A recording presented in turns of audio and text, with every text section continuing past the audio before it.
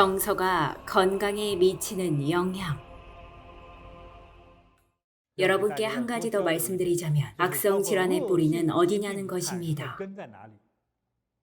그리고 어떻게 악성 질환으로부터 건강을 되찾을 수 있을까요? 여러분도 한번 떠올려 보세요.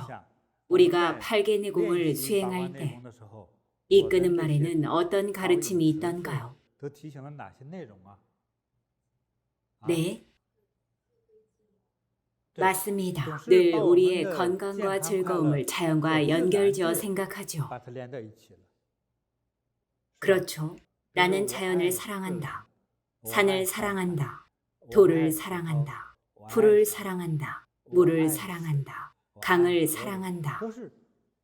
이 모두를 좋아하고 사랑하고 자연과 하나가 됩니다. 이렇게 생각해야만 비로소 편안해집니다. 만약 여러분이 수행하면서 귀신들이 불쑥불쑥 몰려온다고 생각한다면 다들 30분도 못하고 도망부터 가겠죠. 이처럼 우리가 자연과 하나가 되었을 때 이를 진정한 큰 생명의 관점에서 본다면 우리 몸에 내재된 모든 요소들을 모두 분해하고 나면 이는 곧 지구상의 자연 에너지가 우리 몸을 구성한다고 볼 수 있습니다. 예를 들어 우리 신체에서 50%를 초과하는 물질은 무엇일까요?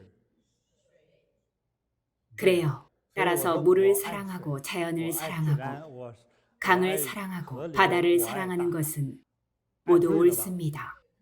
우리가 이런 마음을 가질 때 사랑이 생겨나고 마음은 평화롭습니다. 마음이 편안하죠. 나는 물이 싫어. 나는 물이 미워. 이처럼 밉고 싫다는 생각이 들 때 여러분의 마음은 평안할까요? 생각해 보세요. 무엇을 미워하든 다른 누군가를 미워하거나 다른 무언가를 미워할 때는 자신도 이 미움이라는 저주의 말에 묶이게 되고 자신의 생명에 미움이라는 글자와 미움의 요소가 가득 차게 됩니다. 그러나 이 세상을 사랑할 때는 우리의 생명에 사랑과 평화, 평안의 메시지와 요소가 가득 차고 쉽게 건강을 얻습니다. 부정적인 생각과 정서는 남을 해칠 뿐만 아니라 자신을 더욱 해칩니다. 누군가를 미워하면 스스로 미움에 휩싸입니다. 그로 인해 병인이 생기게 되죠. 무언가를 미워하고 그래서 미움이라는 글자가 자신의 머릿속에서 끊임없이 떠오를 때 이런 상황은 우리 몸의 세포에 어떤 흔적을 남길까요? 병인이라는 것은 질병의 요인으로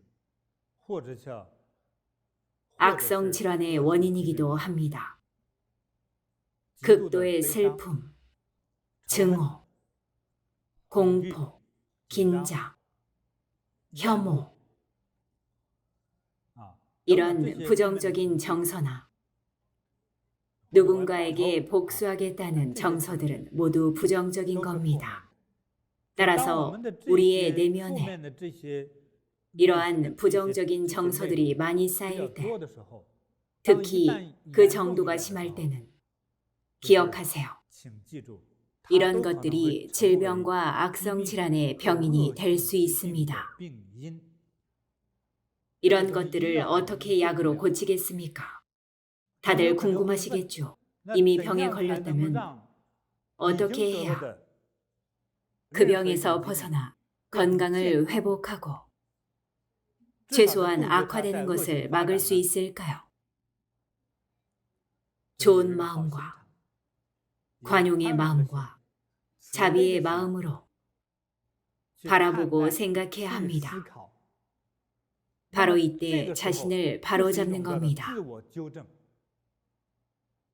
마음속으로부터 바로잡기 시작하죠.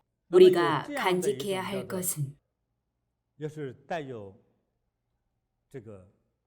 바로 자비롭고 너그러운 마음입니다.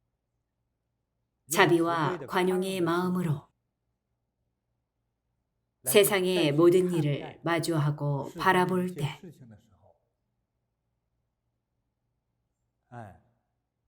반드시 자비를 더해서 자비와 관용의 마음으로 세상의 모든 것을 대해야 합니다. 특히 부정적인 상황을 바라볼 때 마주한 상황을 대하고 처리하는 방법이 더욱 지혜롭고 원만해집니다.